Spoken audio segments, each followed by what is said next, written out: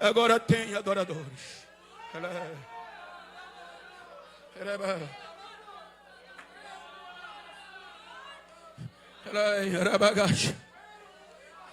Aí Deus diz: eu vou colocar vocês no meio da terra.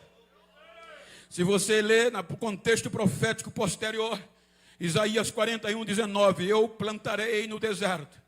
Deus disse antes: eu vou abrir rio no meio do deserto e mananciais em terra seca. Vou plantar no meio do deserto. Veja que você vai ver várias árvores e uma especial, a oliveira no meio, que é Israel. E as outras árvores, as nações. Então Deus disse: vou botar vocês no meio da terra, para que todas as nações saibam que vocês é um projeto meu. E foi a mão do Senhor que criou e fez vocês. Então é um projeto de adoração. Deus coloca Israel no Mediterrâneo. Aí vem por meio de Josué, esforçando. Josué faz a obra, se esforça, tem bom ânimo. Vai ser difícil, mas eu estou dentro do projeto. Se eu estou dentro, vai dar certo. Josué coloca o povo no Mediterrâneo. Então agora tem uma geração que vai passar, mas vem a geração de Davi. E a geração de Davi era especialidade adorar. Salmo 145, versículo 4, verso 4 por diante. Disse Davi: Senhor, parafraseando, eu me comprometo de falar das tuas grandezas, das tuas proezas, e a minha geração vai passar para outra geração quem tu és, a tua grandeza, a tua bondade vai passar de uma geração para outra. Aí vem Salomão, constrói um templo físico. Aí vem Crônica, Segundas Crônicas 7:16. Aí Deus disse: a partir de agora os meus olhos, os meus ouvidos vão estar neste lugar perpetualmente. Agora a terra não tem o Éden, mas tem um templo aonde é a morada de Deus. Agora, uma vez por ano, Deus descia, Israel adorava e Deus renovava o povo e a glória enchia a casa. Agora tem adoração, agora tem uma igreja e as nações respeitavam. As nações sabiam que só em Jerusalém era a morada do Deus vivo, o único e verdadeiro. Mas o pecado vem.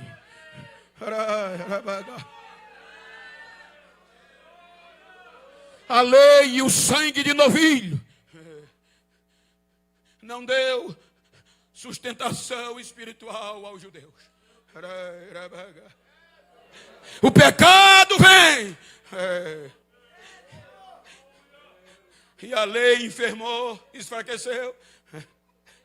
E Paulo diz que a morte e o pecado dominam. O único lugar na terra de adoração, chamado igreja, Jeremias 52, versículo 13, foi queimado pelos caldeus. Foi destruído. E o projeto igreja foi levado para a escravidão.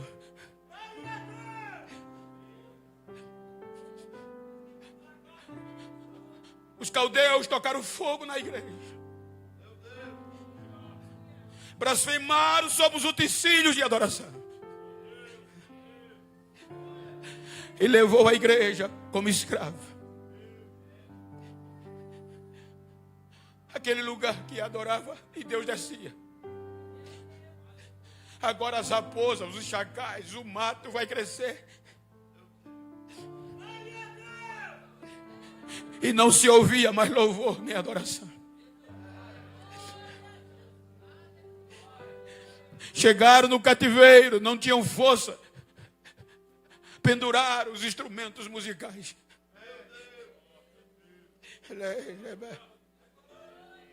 70 anos sem culto. 70 anos sem louvor. Depois de 70 anos, só o bagaço. Aí Deus vai buscá-los de volta.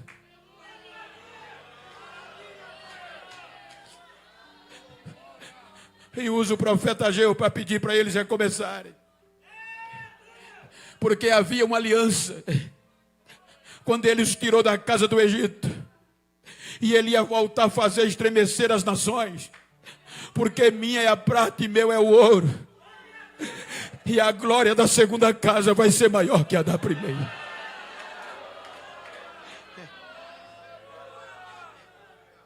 Recomeçaram,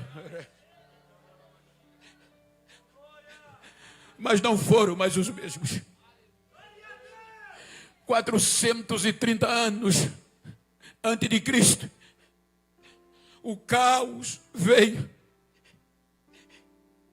Eles não respeitavam a Deus. Malaquias, o último dos profetas, no contexto da escrita.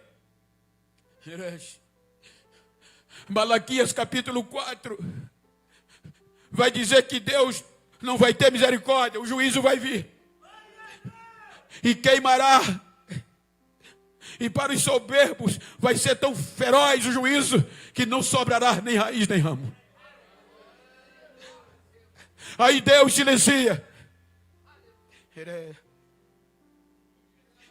Deus não manda mais profetas. O pecado predomina. A morte reina porque a lei enfraqueceu. Agora tem instrumento, tem templo, mas os adoradores não adoravam com sinceridade.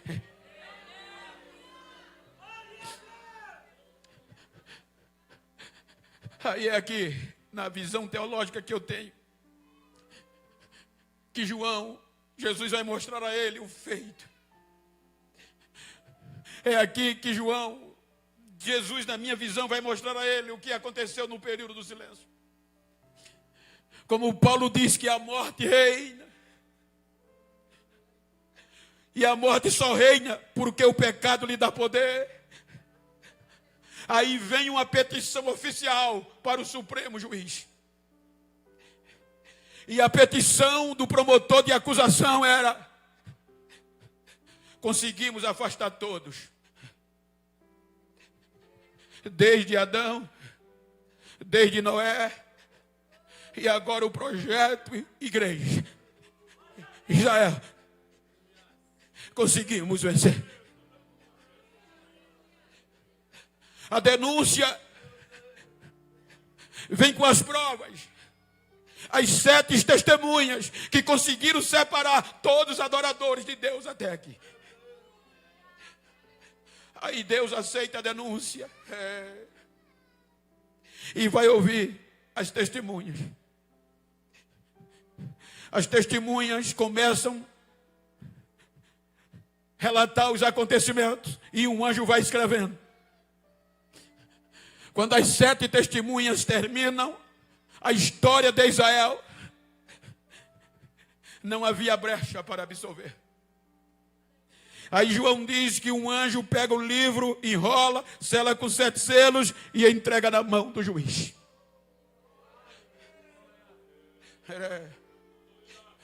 Comprobatoriamente, as provas contundentes. O nosso erro como ser humano feriu tanto a Deus. E era tão grave que a lei no livro não dava brecha, nem para atenuar, ou seja, diminuir a pena, quanto mais para nos livrar da condenação eterna da jurisprudência. O juízo final era para ser ali. Aí Deus vai colocar de novo o direito do devido processo legal. Ele diz: eu não posso julgá-los e condená-los sem dar direito à defesa. Chama um anjo e diz: procura um advogado bom para defendê-los diante da acusação. Procura um advogado de defesa para eles.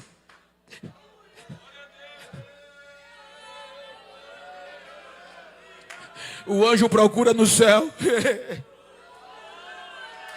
O anjo procura na terra. O anjo vai para debaixo da terra. E ninguém quis aceitar o nosso processo. A nossa culpa era tão grande que nenhum advogado se predispôs porque não tinha brecha. Aí ele volta dizendo: meritíssimo, ninguém, nem nos céus, nem na terra, nem debaixo da terra, foi achado digno de abrir o livro, de desatar o livro, nem sequer de olhar para ele.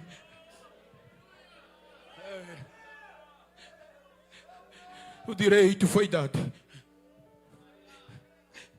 mas eles não têm como se defender. Só me resta condená-los. Era para a história de igreja terminar ali. Era para o Apocalipse 20 ser acontecido ali. A gente ser jogado no fogo eterno, preparado para o inferno, para a morte, para o inferno e os seus anjos. Quando Deus, como Supremo, vai assinar a sentença condenatória, aí Paulo diz que aconteceu algo no tribunal. Filipenses capítulo 2, versículo 6. Ele diz que haja em nós o mesmo sentimento que houve em Cristo Jesus, que sendo Deus, não usurpou ser igual a Deus. Então Paulo, nas entrelinhas, diz que no tribunal este ser entra antes da definição final, antes do transitar de julgado. E este ser pede direito de palavra, segundo Paulo. Meritíssimo, eu aceito, já que em nenhum lugar ninguém quis, eu aceito o processo da humanidade. Eu vou defendê-los como advogado. Aí o juiz aceita. Mas a acusação alega impedimento jurídico. Impedimento jurídico, meritíssimo. Ele não pode advogar a humanidade. Por quê? As prerrogativas que ele tem. As prerrogativas dele impedem dele julgar o ser humano, dele defendê-lo. E quais são as prerrogativas que o impedem juridicamente? Aí a acusação diz: ele é o alfa, ele é o ômega. Todas as coisas foram feitas por ele, e sem ele nada do que foi feito se fez. Ele é o verbo, ele é pai da eternidade, ele é príncipe da paz, é maravilhoso conselheiro, ele é Deus, ele é Deus, ele é Deus, ele é glorioso.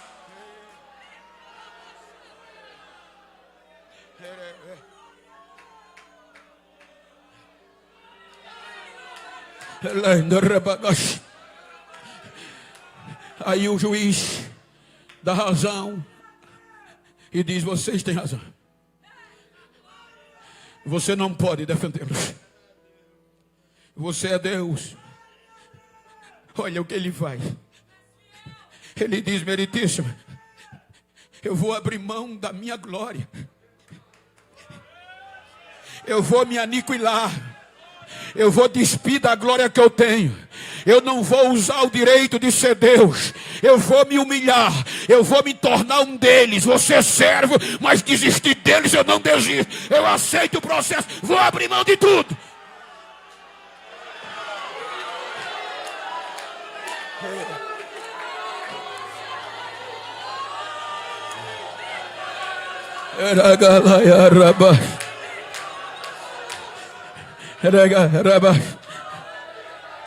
Aí João diz: eu chorava muito, porque ninguém foi achado digno. Se você olhar a história, olha o que o processo fez. Me permita recapitular o processo. A Bíblia diz que pelo homem entrou o pecado, e o pecado trouxe a morte. Adão, primeiro Adão. Então Deus protelou o julgamento para o capítulo 6. E até o capítulo 6, a Bíblia diz que Adão gerou Sete, e a morte e o pecado venceu Sete. Sete gerou Enos, e a morte e o pecado venceram Enos. Enos gerou a Cainã, Cainã, Malalael, Malalael, a Jared, Jared a Enoque. Enoque disse: eu vou andar com Deus e não vou pecar. Aí Deus gostou e disse: eu vou te arrancar daí vivo, para dizer à tua geração que quem anda comigo, a morte não tem poder sobre ele.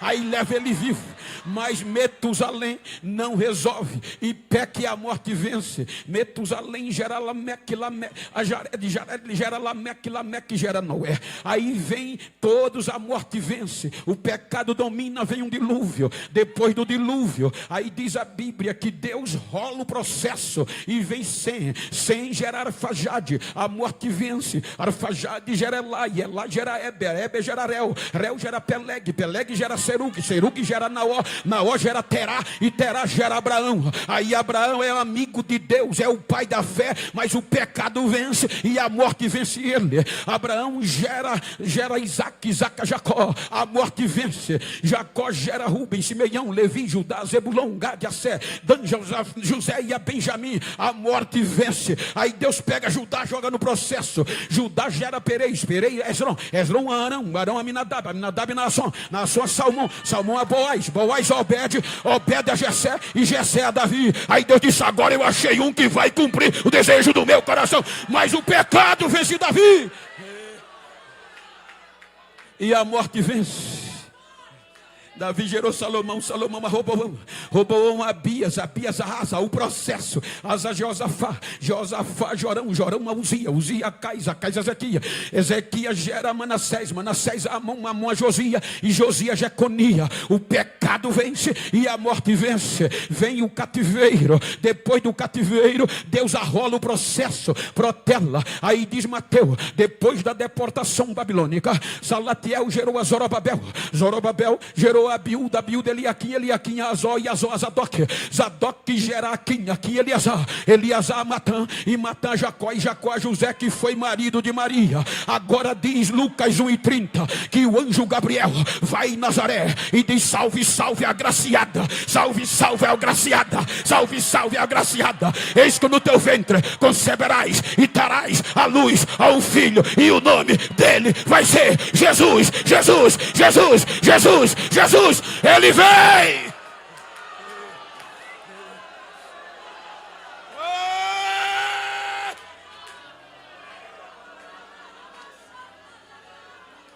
Ele vem.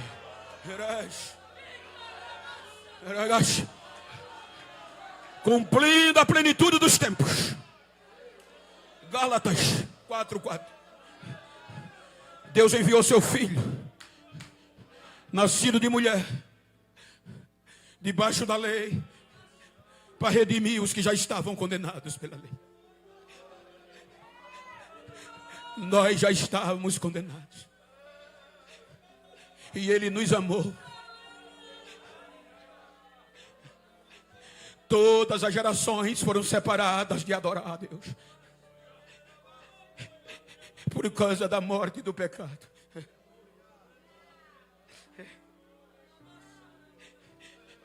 O amor do Pai foi tão grande que João diz que Ele nos amou de uma tal maneira que deu o seu único filho.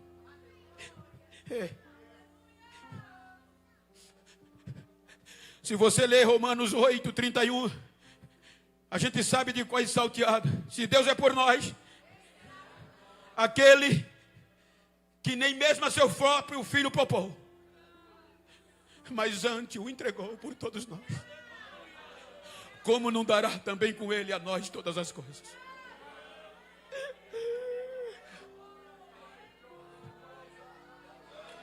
Eu quero que você saia daqui sabendo o privilégio e que você tem comigo. Ele vem 30 anos, 90% do seu tempo de vida terrestre, se preparando para enfrentar o processo. 3 anos suficiente, ele debruça no processo. Quando ele entra para defender a gente, a primeira testemunha que chega é a fome, dizendo: eu já afastei todos, você vai ser mais um. O Espírito leva ele 40 dias e 40 noites sem comer e sem beber. E o promotor de acusação chega e diz: transforma estas pedras em pães, tu não estás morrendo de fome. Aí ele diz: nem só de pão vive o homem, Satanás, mas de toda palavra que sai da boca de Deus. A perseguição vem e ele não cede.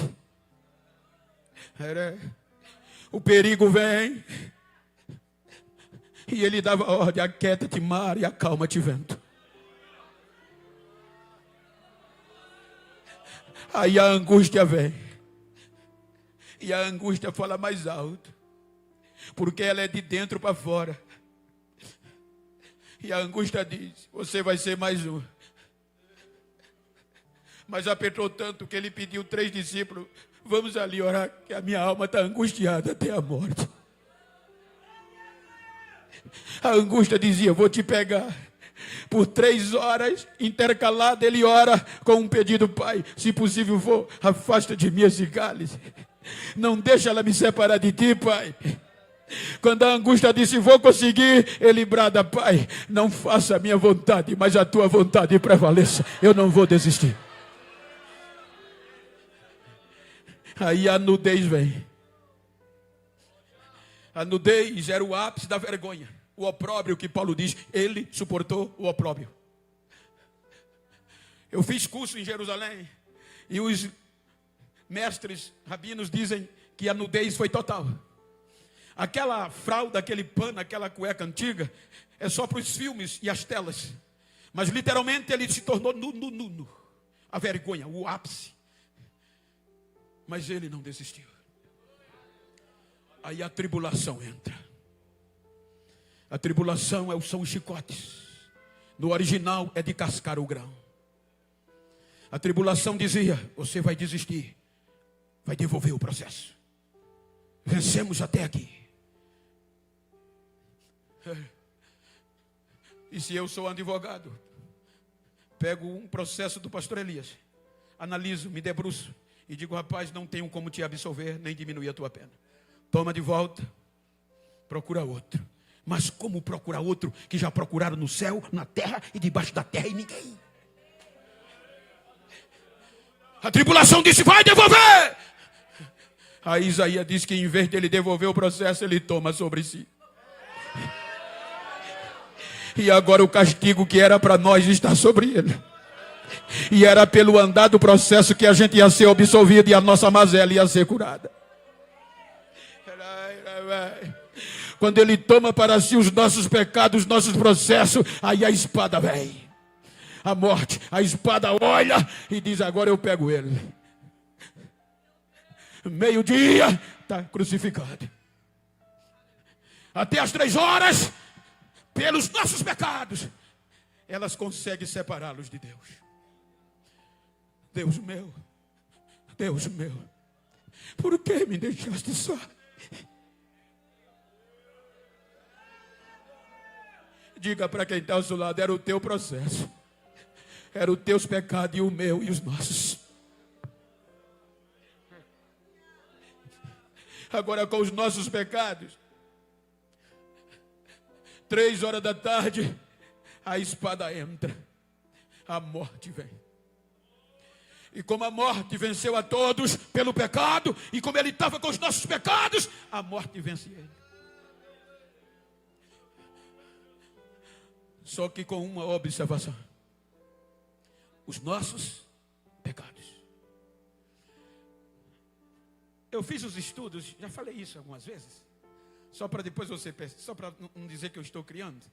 Se você pesquisar sobre a autólise, é uma matéria científica que fala do poder da morte sobre o corpo humano. Ela me diz: se eu morrer aqui agora, nem todas as células do meu sangue morrem. Então a morte, para me vencer, ela vai primeiro ter que matar todas as células. E ela vem com a decomposição.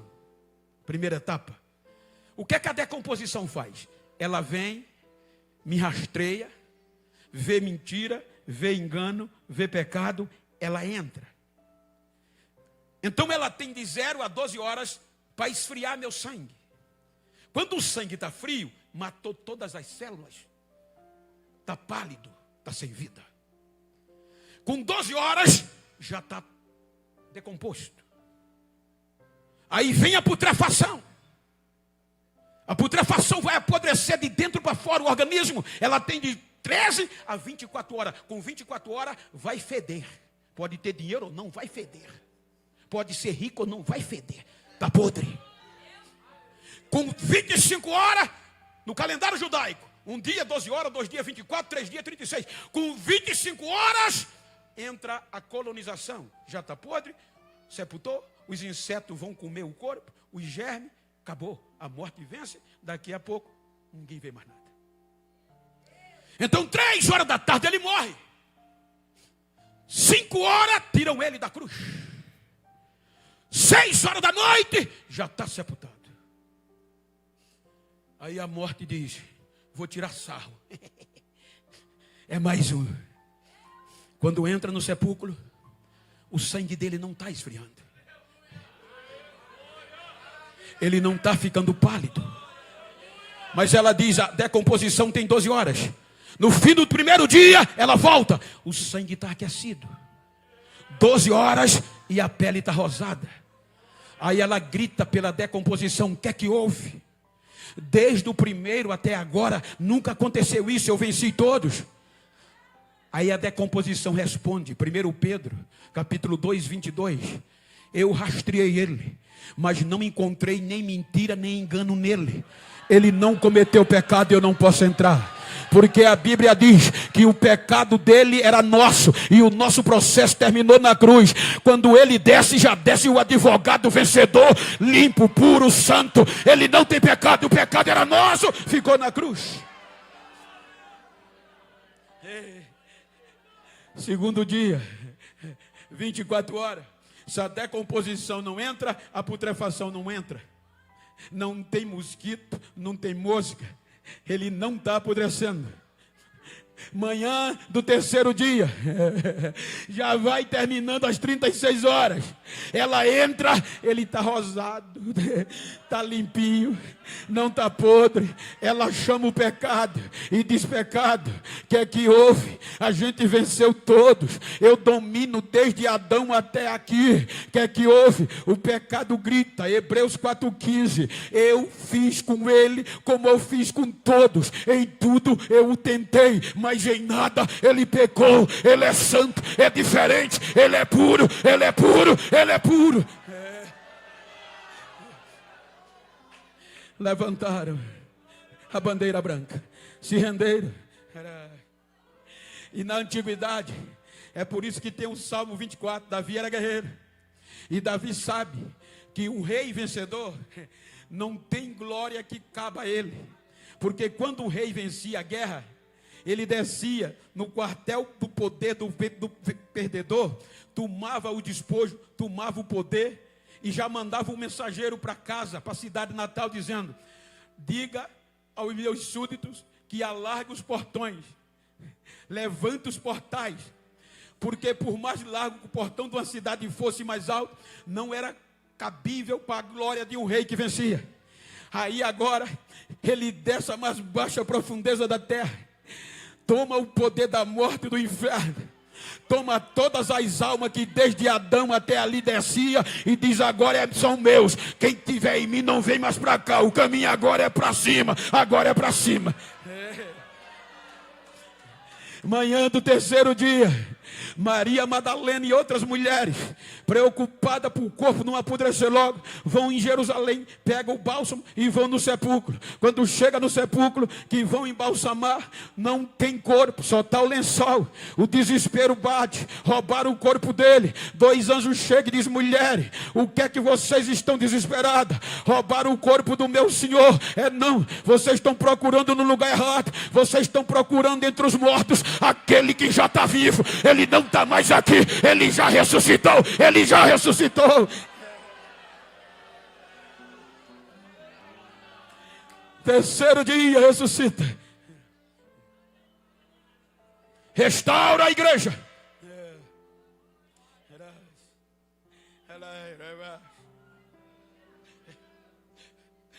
E volta, o juiz vai recomeçar o julgamento. 7 testemunhas de Romanos 8,35 conseguiram afastar de Deus os adoradores até aqui. Todas as igrejas, todas as nações afastaram. Nós, como reis, estamos lá. Mas a acusação, a morte e o inferno, o pecado não vem. Porque já não tem mais alegação contra nós. Mas para o bom andamento do projeto, do processo, o juiz vai dar início. Quando o juiz vai dar início, vamos ouvir as testemunhas. As 7 testemunhas. O voto que até aqui era de culpado, inocente, meritíssimo. Inocente, meritíssimo. Ele é inocente, meritíssimo. Quando a 7ª testemunha deu o seu único depoimento de inocente, aí um anjo no céu não aguentou a emoção. Aí João, na continuidade, diz que um anjo, com grande voz, começou a gritar no céu e correr para onde ele estava chorando, dizendo: João, para de chorar, João. Ele diz que quando olha, vai cumprir o Salmo 24. Levantai ao portai da eternidade, alargai portai da eternidade e deixai entrar o Rei da Glória. Quem é esse Rei da Glória? É o Senhor dos Exércitos, poderoso na batalha. Aí João diz que vai entrando no céu. Aí o anjo diz: eis o cordeiro, eis a raiz de Judá, eis a raiz de Davi, o cordeiro. Ele venceu e ele é digno de tomar o livro, de desatar o livro e de ler o livro. Ele vai na mão do Todo-Poderoso, pega o livro. Quando ele pega o livro, que era a nossa sentença e absolvição, aí os 4 seres viventes adora, os 24 anciãos o adora e diz: digno tu és de tomar o livro, de abrir o livro, de desatar o livro e de o ler. Tu foi morto, mas reviveste, e com teu sangue compraste para Deus povo, tribo, língua e nações, e os fizesse adorador eterno. Adorador eterno, adorador eterno. Agora vai ter adoração eterna. Agora ninguém para mais.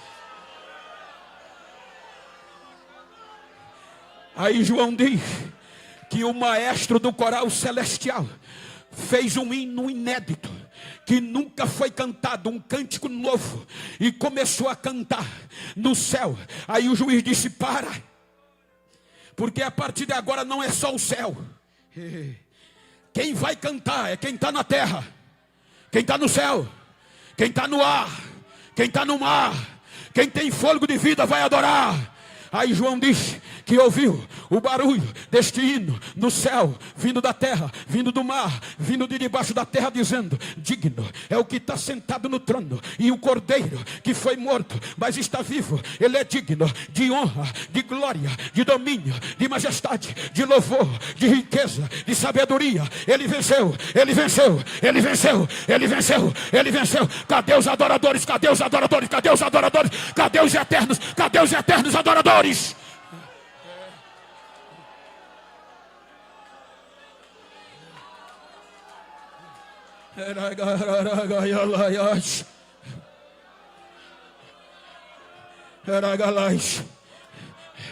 Senta à direita do Pai. E Paulo diz que Deus lhe dá um nome que é sobre todos os nomes, e ao seu nome todo joelho se dobrará e toda língua confessará que Ele é o Senhor. Aí ele diz: Pai, desde a queda de Adão até aqui, o teu Espírito não habitou para sempre mais no homem. Mas eu prometi à minha igreja, Pai, que ia te pedir insistentemente que tu ia derramar o Espírito para ela. E não é para ir e voltar, é para ficar com ela para sempre, até o dia do casamento, Pai. Aí Lucas diz que de repente desce aonde a igreja estava um barulho de um vento impetuoso e veemente, e enche toda a casa, e todos foram cheios do Espírito Santo de Deus, e falavam novas línguas, conforme o Espírito Santo concedia que lhe falasse. O poder caiu, e agora quem vai parar esta igreja? Aí vem Paulo, quando ele começa a escrever o capítulo 8 aos Romanos, olha o que é que ele diz, como mudou as coisas. 1 Coríntios, capítulo 6, versículo 19, pode olhar que desde Adão até aqui, o Espírito não morava no homem. Primeiro, o jardim. Segundo, o templo, o tabernáculo, feitos por mão de homem. Quando o jardim foi Deus que criou e o homem perdeu. Mas agora, disse Paulo, não sabeis vós que o Espírito de Deus habita, mora em vós, e que o vosso corpo é morada, é templo do Espírito Santo de Deus? Aí capítulo 8, Romanos, grite comigo só para desafiar. Diga, portanto, agora nenhuma condenação a mais para quem está em Cristo Jesus, que não andam segundo a carne, mas segundo o Espírito de vida. Agora grita, porque o Espírito de vida em Cristo Jesus me livrou da lei, do pecado e da morte. Quem está livre? Quem está livre? Quem está livre? Quem está livre? Quem está livre? Então adora, adora, adora, adora!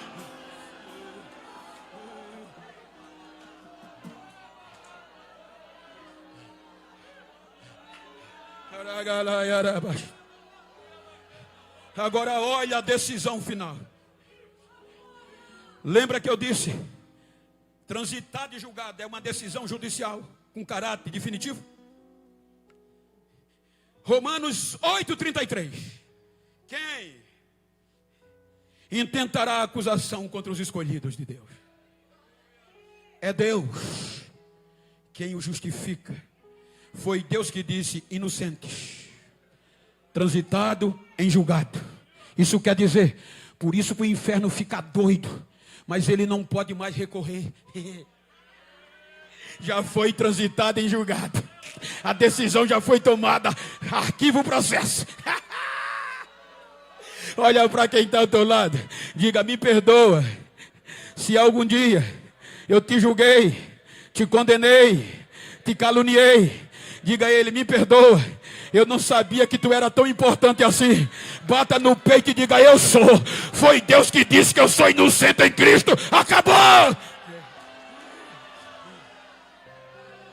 Aí Paulo continua dizendo, quem nos separará? É o hino do amor de Cristo. A tribulação, a perseguição, o perigo, a nudez, a espada. Ou seja, por amor a ti, somos entregues à morte todos os dias. Mas destas coisas somos mais que vencedores. Porque eu estou certo que nem a morte, nem a vida, nem os principados, nem os anjos, nem a potestade, nem o futuro, nem o presente, nem a altura, nem a profundeza, nem uma outra criatura nos separará do amor de Deus que está em Cristo Jesus, nosso Senhor. Cadê a igreja inseparável dele? A partir de agora não há mais como parar. Então adora, adora, adora, adora, adora.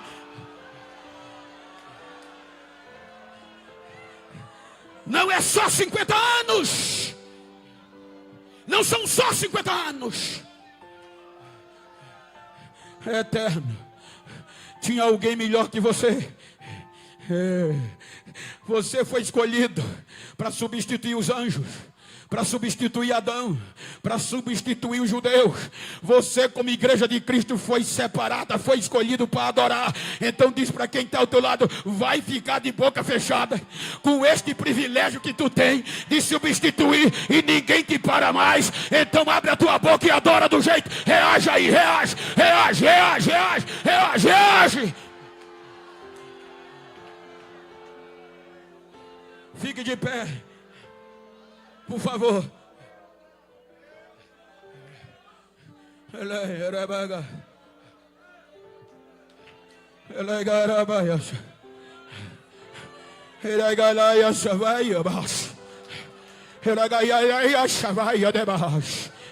Me desculpe, não me tomes como menino. Eu sou nordestino e a gente é doido mesmo no poder de Deus. Então deixa eu adorar, deixa eu adorar, deixa eu adorar. Se você pode, adora comigo em línguas estranhas. Canta, reage, faz alguma coisa, dá glória, dá aleluia, mas reage.